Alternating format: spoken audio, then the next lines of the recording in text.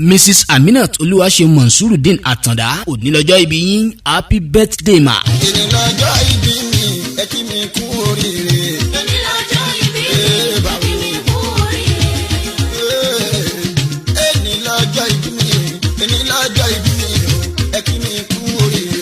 Èní lọ́jọ́ ìbí mi. Bó bá wùn ẹ́ mọ́ kó jíire lópòlé àgúnlá, bó bá wù àfẹ́ bòjò kó jíire nísàárẹ̀ àgún tẹ̀tẹ̀. Bí màmá wa lọ́jọ́ ìbí tòní bá ti jíire àbùṣe ti bùṣe, simply because ayẹyẹ ogójì ọdún lókè ìpẹ́ kèrèmí kọ́ o. Mrs. Aminat Olúwaṣeun Monsurudeen Àtàndá lónìí ọjọ́ 9 oṣù karùn-ún ọdún tá a wà yìí tí í ṣe ọjọ́ ìbí yín. Àkìyìn kú ewu orí kádùn, àṣeyí sàmọ́dún àsàmọ́dún sẹ̀mí. Ọlọ́run orin ayọ̀ mi, kọ́ máa kọ́ lẹ́yìn mi ooo. Ijó ayọ̀ mi, kọ́ máa jó lẹ́yìn mi.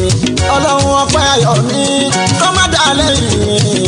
Èrè iṣẹ́ mi, kọ́ máa kó lẹ́yìn mi. Àmì yá rọ́bì. Mrs. Aminat Olúwaṣeun lọ́jọ́ ìbí àpọ́nbẹ́pọ̀ rẹ̀ ẹlẹ́yinjú ẹgẹ́ adára níwà tẹwà ọmọ dára ó dẹjọ́ èèyàn kan ṣoṣo bíi population China. Ìyàwó Mr. Monsurudeen Àtàndá nílé Olúpèlé nílùú Ìkirè àyà Olúpo Àláìlú. Ẹ ti ṣe ayẹyẹ ogójì ọdún báyìí. Ẹ ó ṣe ọ̀pọ̀lọpọ̀ ọdún láyé nínú owó ọlá ọmọ ìbùkún àlàáfíà àtàìkú tí ṣe báálẹ̀ ọ̀rọ̀. Àmín ya Allah.